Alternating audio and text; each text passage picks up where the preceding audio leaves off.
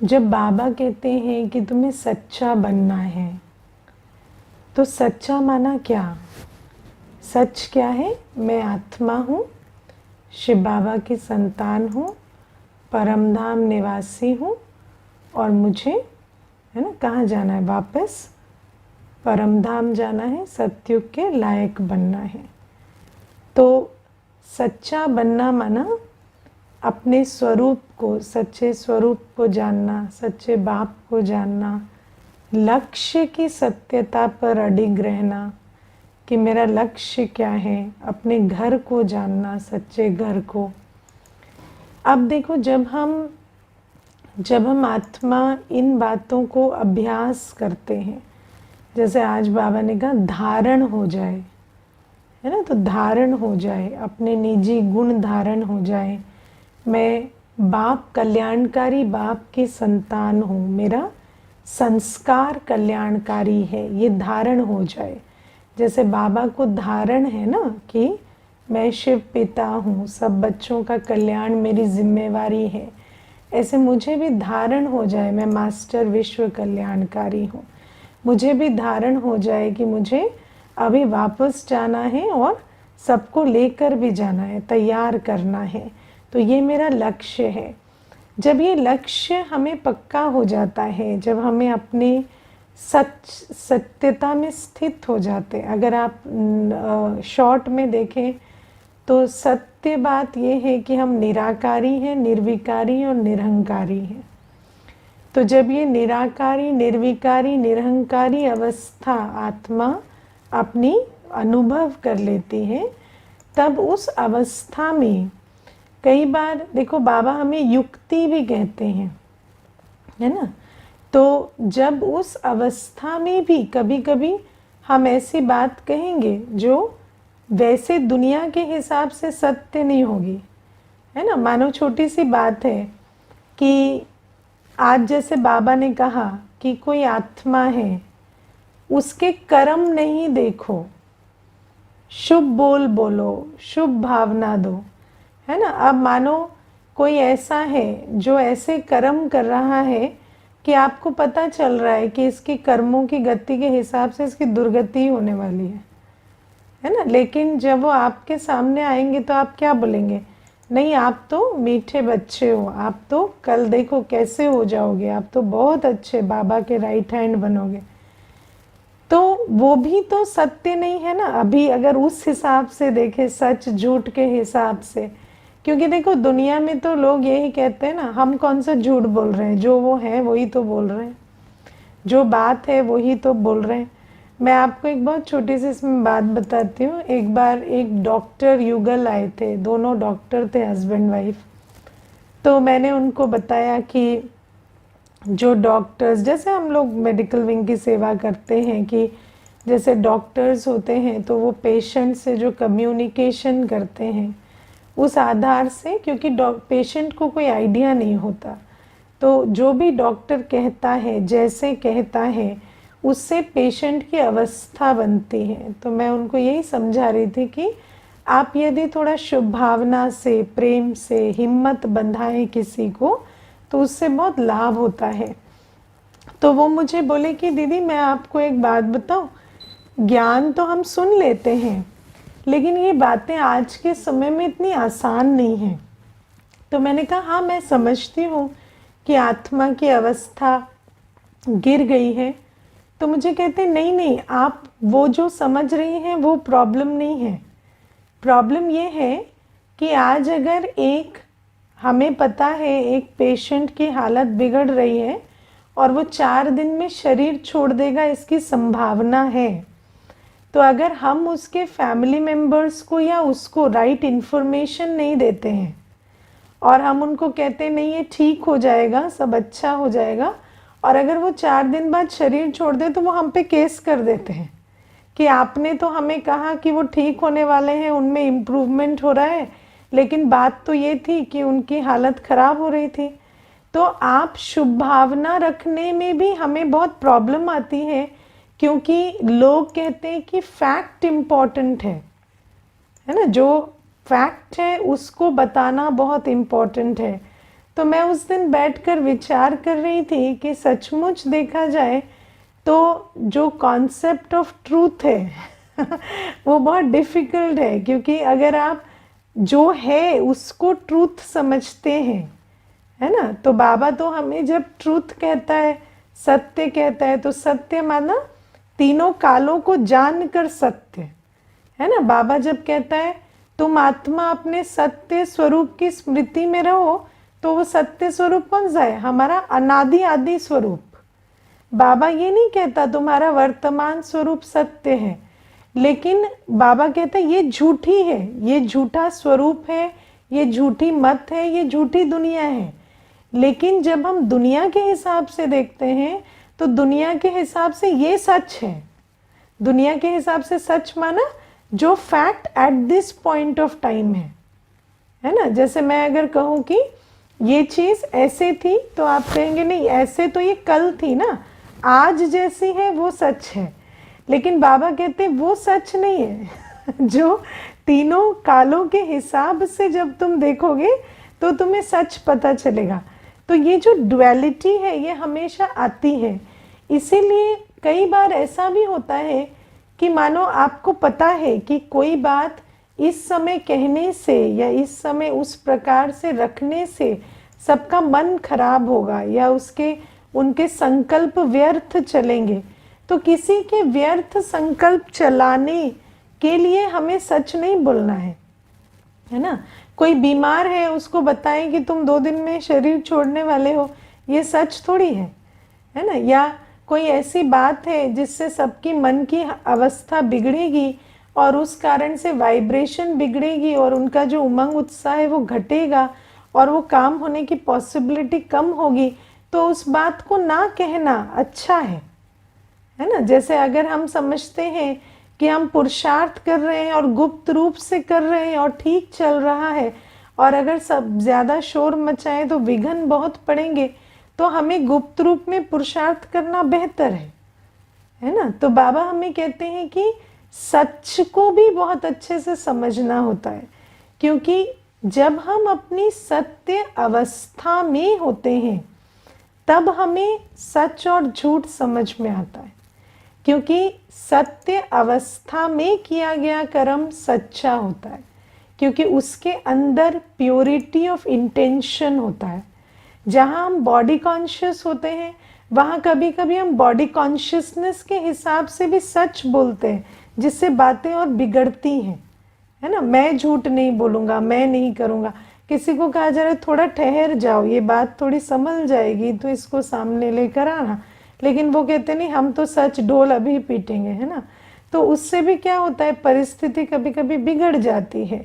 तो ये जो सच और झूठ की बात है ये थोड़ा बड़ा विषय है ना। और क्या सच है उसको जानने के लिए भी हमें निराकारी, निर्विकारी, निरहंकारी अवस्था चाहिए। मैं आपको एक बहुत छोटी सी बात कहती हूँ। मैं अभी कुछ दिनों से ऐसा अनुभव करती हूँ कि ये जो हमारा सत्य है, जो जिसको हम निराकारी, निर्विकारी, निरहंकारी अवस्था कहें, मैं आत्मा जब अपने ओरिजिनल स्थिति में स्थित हूँ तो आपको रियली फील होगा कि सारी दुनिया झूठी है, क्योंकि इस दुनिया के हिसाब से जिसको भी हम ट्रूथ समझते हैं, है ना। जैसे आप बातों बातों में बैठते हैं, कोई आपको कहता है कि ये बात मेरे साथ हो गई तो अब मुझे बताओ दुख तो होगा ना, तो आपके मन से भी क्या निकलता है, हाँ भाई दुख तो होगा। भले ही बाबा कहता है रोना नहीं है, लेकिन दुख तो होगा, है कि नहीं। किसी का शरीर छूट गया, मानो छोटी सी बात हम लेते कि किसी का शरीर छूट गया, अब वो आपको आकर कहते हैं देखो भाई उम्र थी 45 वर्ष की, छोटे छोटे बच्चे थे, तो अब शरीर छूट गया तो दुख तो होगा ना, कितनी बड़ी नुकसान की बात है। आत्मा रहती तो कितना कुछ करती, कितना लॉस हो गया। तो आप चाहे कितना भी है ना अपनी ज्ञान सुनते हैं, लेकिन अंदर आता है हाँ भाई दुख तो होगा, लॉस तो हुआ है ना। अंदर ये बात आती है। क्यों आती है? क्योंकि जब हम निराकारी अवस्था में कि धारणा में नहीं है ना, तब हम मनुष्य मत को रियल समझते हैं। हम देखो भक्ति में भी हम सोचते थे दुख सुख है, लेकिन दुख सुख फील ना हो, है ना, मान अपमान फील ना हो लेकिन है, या लॉस गेन फील ना हो पर है। भक्ति में ये ऐसा समझते थे ना कि दुख को भी सुख समझो। भक्ति में क्या कहते थे, दुख को सुख समझो, लेकिन दुख है। लेकिन बाबा हमें कहते हैं दुख सुख नहीं है, मान अपमान नहीं है, कोई गेन लॉस नहीं है, ये सिर्फ ड्रामा की सीन है ना। लेकिन उस अवस्था तक हम पहुंचेंगे कैसे, जब हम सचमुच अपनी बीज रूप अवस्था में होंगे। जब आप तपस्या करें और जब बैठते हैं ना उस बीज रूप स्थिति में, तो मैं आजकल अनुभव करती हूँ कि रियली डिजायर जैसी कोई चीज नहीं है।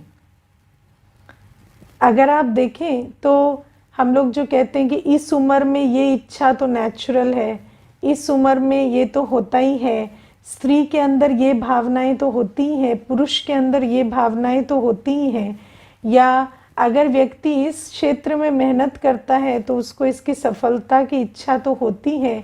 तो ये जो सारी इच्छाएं हैं, सारा जो हमारे अंदर इमोशन है, ये सब कुछ एक बॉडी कॉन्शियस क्रिएशन है, जिसको हमने इतने समय से अपने अंदर नर्चर किया है कि वो हमें इतना रियल लगता है कि हम ये तो सोचते हैं कि अच्छा मुझे ऐसा फील नहीं करना है, लेकिन ऐसा फील करना नेचुरल नहीं है, ऐसा हम नहीं सोचते।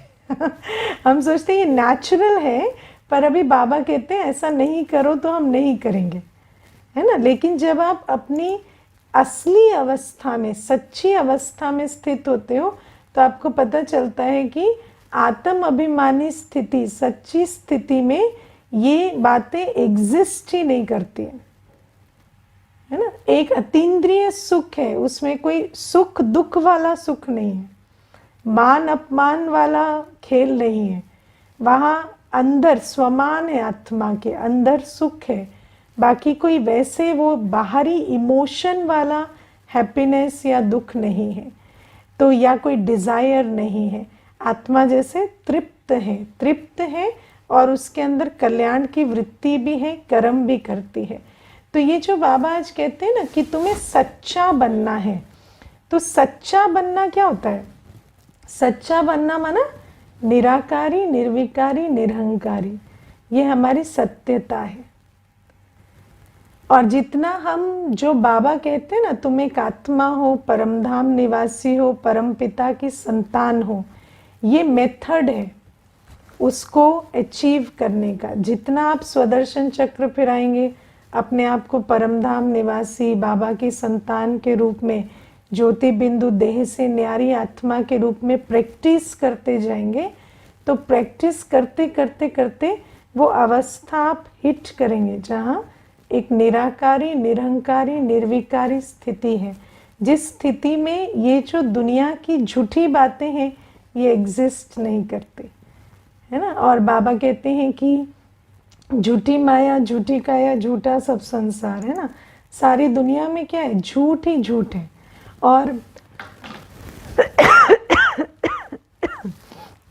देखो, मैं आज इस बारे में बहुत सोच रही थी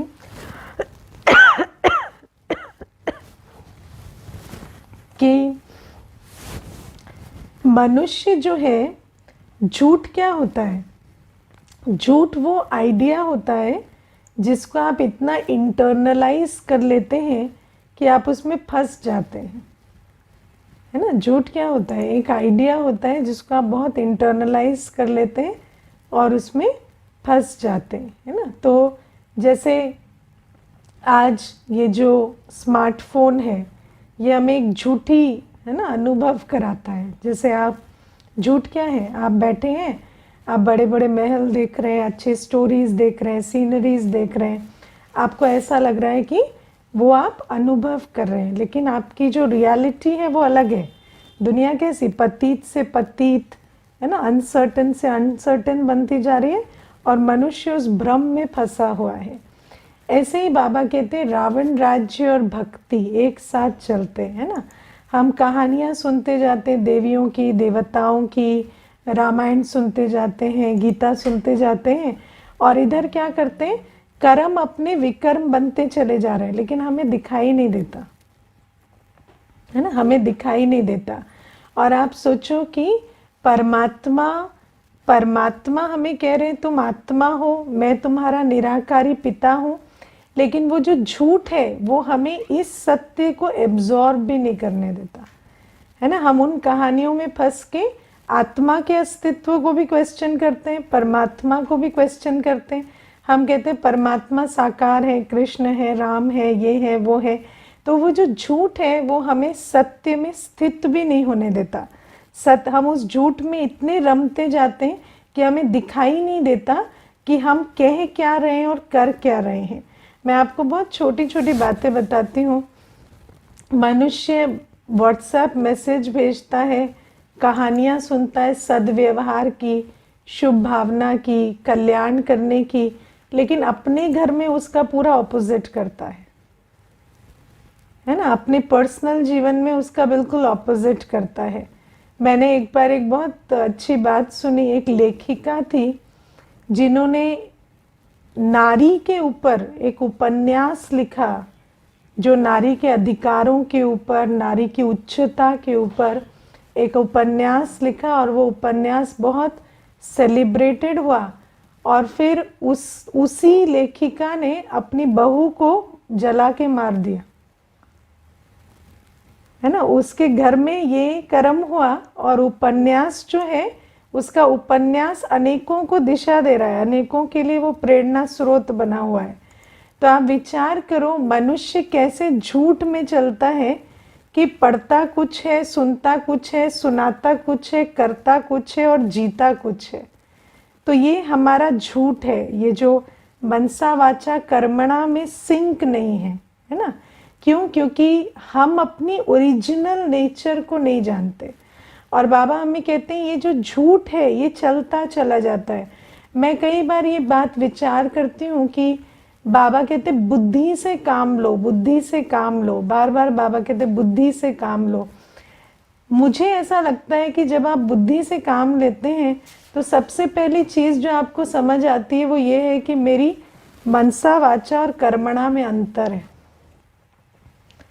ये जो बुद्धि होती है ये आपको, देखो बाबा हमें कितनी सुंदर बात बताते। आज बाबा ने हमें पूरा सृष्टि चक्र का रिवीजन कराया मुरली में, है ना, कि तुम परम धाम में थे, फिर तुम वर्णों में आए, अभी मैंने यज्ञ रचा है ना, यही है वो बंदर सेना जिनको लेके मैं राजधानी बना रहा हूँ। सारा बाबा ने जैसे सृष्टि चक्र हमारे को रिवाइज कराया।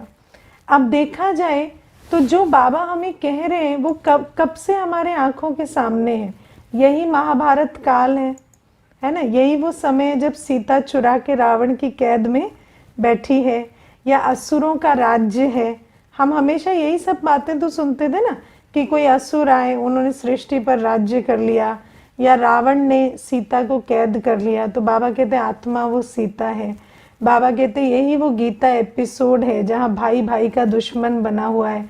हम कब से 2 युगों से ये बातें सुन रहे हैं, लेकिन हम उसको सुनते पढ़ते भी पहचान नहीं पा रहे थे ये हमारी स्टोरी है ना। और अभी भी बाबा आता है तो हम उन स्टोरीज को रमते हैं, बहुत अच्छा, स्टोरीज में जाने में हमें इजी होता है, लेकिन वही चीज़ यहाँ प्रैक्टिकल चल रही है। वही परमात्मा गीता ज्ञान सुना रहे हैं, वही महाभारत काल है, मैं वही अर्जुन हूँ, मैं वही, है ना, वही सीता हूँ जिसको रावण कैद करके बैठे, और वही बंदर हूँ जिसे बाबा यूज करके, है ना, रावण राज्य को खत्म कर रहे हैं, या वही देवी हूँ जिसकी रचना करके असुरों का संहार हो रहा है।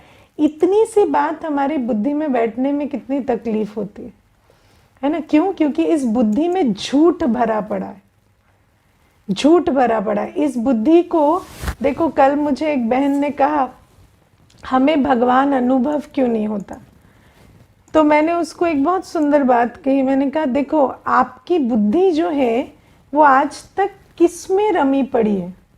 आप सारे दिन क्या एनालाइज कर रहे हो? सारे दिन हम मनुष्यों के विकार, मनुष्यों के गंदे इरादे, इंटेंशंस, यहाँ पाप, यहाँ धोखा, यहाँ ये बुराई, इनको हम सारे दिन बुद्धि में घिस रहे हैं।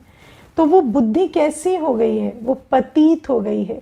इसीलिए जो शुद्ध है, जो शुभ है, उसको समझने में हमें इतना समय लगता है, प्योरिटी को एक्सेप्ट करने में हमें इतना समय लगता है, लेकिन काम विकार की वैरायटी को समझने में हमें मुश्किल नहीं होती। काम विकार की वैरायटी को लोग बहुत अच्छे से वर्णन करते हैं, उस पर किताबें लिखते हैं और लोग बड़े मज़े से उसको पढ़ते भी हैं और वो सारी बातें उनकी बुद्धि में बैठती भी हैं। लेकिन पवित्रता, कमल पुष्प समान जीवन में हमें गृहस्थ में रहना है, ये बात बुद्धि में बैठती नहीं है। क्यों? हमारी बुद्धि में प्रॉब्लम है।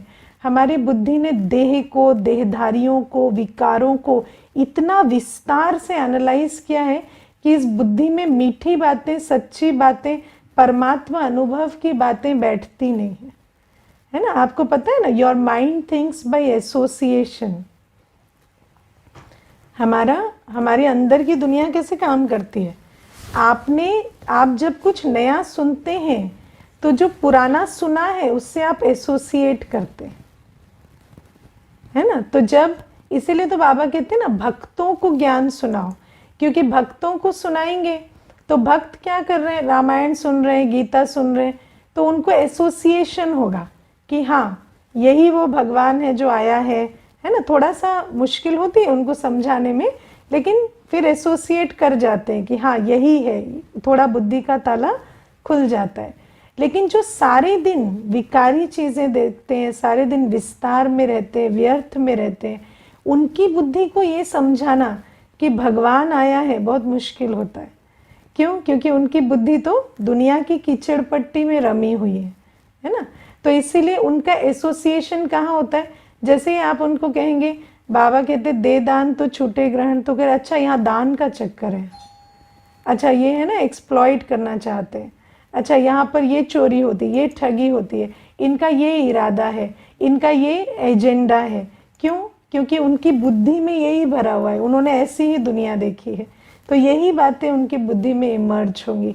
मैं आपको एक अनुभव बताती हूँ। एक बार एक कन्या थी, तो उस कन्या को मैंने पूछा, बहुत अच्छी कन्या थी, बाबा की बहुत अच्छी बच्ची, तो मैंने उसको पूछा आपको बाबा पर निश्चय कैसे हुआ? तो उसने कहा कि मैं छोटी थी ना, तो मेरी दादी मुझे कहती थी कि धरती पर भगवान एक बूढ़े मानव के तन में आएगा। छोटी शास्त्रों में ये बातें हैं। तो कहती, छोटे से मेरी दादी मुझे कहती थी कि बूढ़े मानव के तन में भगवान आएंगे बेटा।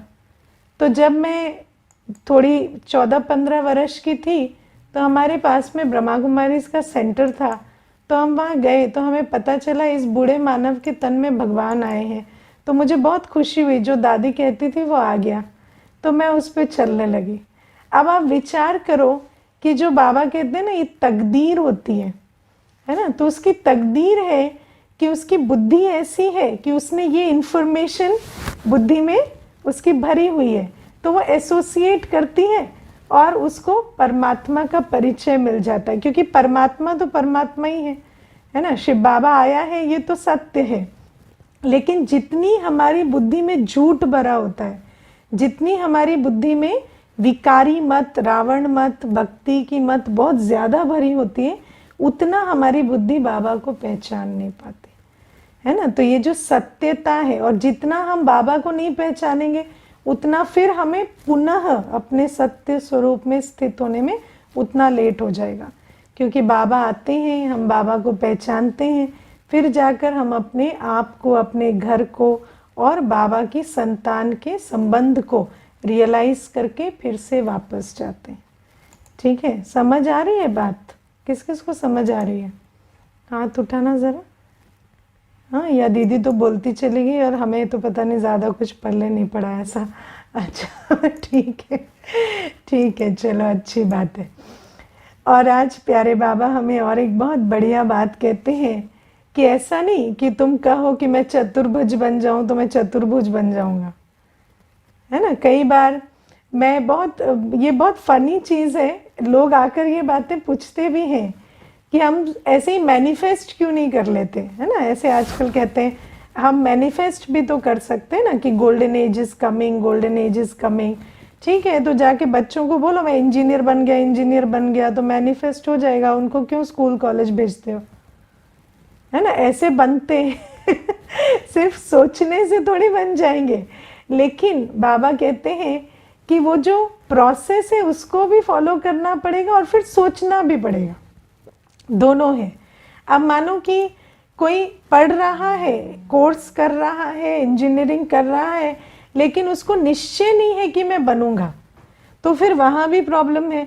लेकिन सिर्फ निश्चय होने से कि मैं बनूंगा बन नहीं जाएगा, उसके लिए उसको स्कूल कॉलेज भी जाना पड़ेगा। इसीलिए बाबा कहते हैं कि जब तुमने बाप को पहचान लिया, बाप मनुष्य से देवता बनने की पढ़ाई पढ़ा रहे हैं, ये समझ लिया, निश्चय कर लिया, तो फिर ये तुम्हें निश्चय भी रखना है, लेकिन उसके साथ तुम्हें सवेरे सवेरे उठना भी है, बाबा को याद भी करना है और पढ़ाई भी पढ़नी है। क्योंकि अगर ये नहीं करेंगे तो बनेंगे कैसे, है ना। तो बाबा कहते हैं बाप को जानने वाले, पढ़ाई पर निश्चय रखने वाले ऐसे बोल नहीं बोलते, है ना। कहेंगे कि मुझे मनुष्य से देवता बनना है, पर हमसे उठा नहीं जाता, पढ़ा नहीं जाता, तो बनोगे कैसे, ऐसे हवा में बन जाओगे क्या। तो बाबा कहते हैं ऐसे नहीं होता। तो ये समझना है कि निश्चय भी चाहिए और फिर पढ़ाई भी चाहिए, याद भी चाहिए, पवित्रता भी चाहिए, वैराग भी चाहिए, सेवा भी चाहिए, सब कुछ चाहिए, है ना। तो करना भी पड़ेगा और फिर निश्चय के साथ करना पड़ेगा। तो ये भी बाबा बहुत अच्छी आज बात बताते हैं कि मैनिफेस्टेशन अपनी जगह है, लेकिन कर्म अपनी जगह है। बाबा ने एक बार एक मुरली में और भी बहुत बढ़िया तरीके से ये बात समझाई थी कि श्री कृष्ण को याद करने से श्री कृष्णपुरी में नहीं जाएंगे, क्योंकि जो पवित्र दुनिया है ना, जैसे आप इंजीनियरिंग की नौकरी करेंगे तो उसके लिए पढ़ाई जो है उसकी विधि अलग है, पद अलग है। ऐसे ही बाबा कहते हैं ये जो पढ़ाई है, आत्म अभिमानी स्थिति, परमात्म अभिमानी स्थिति में पूरी तरह स्थित होंगे, तब जाकर उस सत्युगी दुनिया के लायक बनेंगे। तो पढ़ाई अलग है, पद अलग है। श्री कृष्ण को याद करने से श्री कृष्णपुरी में नहीं जाएंगे, बाप को याद करने से श्री कृष्णपुरी में जाएंगे, है ना। क्यों? क्योंकि बाप को याद करने से तुम आत्म अभिमानी, परमात्म अभिमानी बनेंगे और इससे तुम लायक बनेंगे सत्युग जाने के। तो इस विधि को भी बहुत अच्छे से समझना होता है। ऐसा नहीं कि हाँ भज गोविंद चलो वृंदावन, है ना। गोविंद को भजने से वृंदावन नहीं जाएंगे, है ना। लेकिन निराकारी स्थिति में स्थित होने से, अपने आप को परमात्मा संतान के रूप में मास्टर सागर बनाने से जाकर हम उस दुनिया के लायक बनेंगे। जब यहाँ वो कर्म करेंगे इस समर्थी के आधार से, तब उस दुनिया के लायक बनेंगे। तो ये भी बाबा हमें आज बहुत अच्छे से समझाते हैं। और बाबा आज शुभ भावना के विषय में बताते हैं, है ना। शुभ भावना कांटों को फूल बना देती है ना, पत्थर को पानी कर देती, क्या क्या बताया बाबा ने, है ना। बाबा कहते हैं शुभ भावना से उल्टी बात भी सुलटी हो जाती है और शुभ भावना पत्थर को भी पानी कर देती है, ठीक है ना। शुभ भावना में इतनी ताकत है, लेकिन शुभ भावना कैसे आती है वो हमें समझना है ना। अब देखो, शुभ भावना सब रखना चाहते हैं, सब रखना चाहते हैं शुभ भावना। किसको अच्छा नहीं लगता? आते ही प्रश्न यही लेके आते हैं ना, दूसरों को कैसे बदलें। मेजर प्रश्न तो यही है कि दूसरों को कैसे बदलें, है ना। तो लेकिन इतना ये प्रश्न इतना आता है, इतना ज्ञान सुनते हैं, और बाबा कहते हैं कि सचमुच शुभ भावना से पत्थर पानी बन जाता है ना, परिवर्तन होता है। लेकिन फिर भी वो शुभ भावना आती क्यों नहीं है? क्योंकि विधि को याद नहीं रखते। विधि क्या है? स्वचिंतन से शुभ चिंतन होता है। जब तक आप उनका चिंतन नहीं छोड़ेंगे, है ना, पहले तो स्वचिंतन होगा। उनका चिंतन करने से अशुभ चिंतन ही होता है, है ना, क्योंकि जब आप अपने को नहीं बदल रहे अंदर, तो उनके बारे में सोचते वो ऐसा करते तो अच्छा था, वो वैसा करते तो अच्छा था, तो वो कोई शुभ भावना नहीं है। तो प्रोसेस समझेंगे। बाबा ने हमें 3 शब्द बताए, स्वचिंतन, शुभ चिंतन और शुभ चिंतक। किसी का भी शुभ चिंतक बनने के लिए, शुभ चिंतक शुभ भावना संपन्न चिंतन करना किसी के विषय में, उसके लिए पहली 2 सीढ़ी पार करनी पड़ेगी, स्वचिंतन। जब तक हम अपनी डिग्निटी को, अपने स्वमान को नहीं समझेंगे कि मुझे किसी से कोई एक्सपेक्टेशन नहीं है, मुझे किसी से कुछ नहीं चाहिए, मैं आत्मा परमात्मा संतान हूँ, संपन्न हूँ, संपूर्ण हूँ, भरपूर हूँ। जब तक स्वचिंतन स्वदर्शन करके अपनी उच्चता, अपनी स्वमान की स्थिति में स्थित नहीं होंगे, तब तक एक्सपेक्टेशन बेस्ड चिंतन, शुभ चिंतन नहीं हो सकता, है ना। हमेशा जहाँ एक्सपेक्टेशन होगी, जहाँ सामने वाले से कुछ चाहिए, है ना, वहाँ पर शुभ चिंतन नहीं हो सकता। और शुभ चिंतन नहीं होगा तो शुभ चिंतक नहीं होगा, है ना। जैसे जब आप ये समझेंगे मैं आत्मा हूँ, मैं परमात्मा संतान हूँ, गुणों शक्तियों में मास्टर सागर हूँ, तो आपकी स्थिति ऐसी बनेगी कि आपके अंदर से एक गीत बजेगा। कौन सा गीत? सब अच्छा है, सब अच्छे हैं, सब अच्छा है और सब अच्छे हैं। ये गीत कब बजता है? जब आप बहुत स्वचिंतन करते हैं, अपने स्वमान में, अपनी डिग्निटी में जब स्थित हो जाते हैं ना। क्योंकि लॉ कहता है we perceive as we are. जब आप अपनी उच्चता, श्रेष्ठता में स्थित होते हैं, तब आपको सब अच्छा और सब अच्छे लगते हैं। और जब सब अच्छे लगेंगे तब तो उनके प्रति शुभ चिंतन करेंगे, तब तो उनके प्रति शुभ भावना जाएगी। और जब शुभ भावना होगी तो फिर वो भी परिवर्तन होंगे। लेकिन इस विधि को ना समझने के कारण जो मूल प्रश्न लेकर हमेशा हम आते हैं, वो प्रश्न सॉल्व नहीं होता, क्योंकि दूसरों को जब तक बदलना चाहेंगे वो नहीं बदलेगा। लेकिन जब हम अपने आप को ऐसा कर दें कि हमें किसी और को बदलने की कोई इच्छा ही नहीं है ना, सब अच्छा है, सब अच्छे हैं, हमें सब अच्छे लगने लगे, हम इतना स्वचिंतन करें कि हम अपनी डिग्निटी से समझें। जैसे बाबा को कोई बुरा नहीं लगता, है ना, बाबा को सब अच्छे लगते हैं, ऐसे हम भी बाप समान स्थिति बनाएं। जब ऐसा होता है तो आप पे ही हम कैसे हो जाते हैं, जैसे बाबा के सामने आने से हर एक को अपने पुराने संस्कार परिवर्तन करने की स्वयं प्रेरणा मिलती है, ऐसे हमारे सम्मुख भी हो जाता है। तो इस विधि को समझेंगे तो सबके परिवर्तन की सिद्धि प्राप्त होगी। ठीक है, ओम शांति।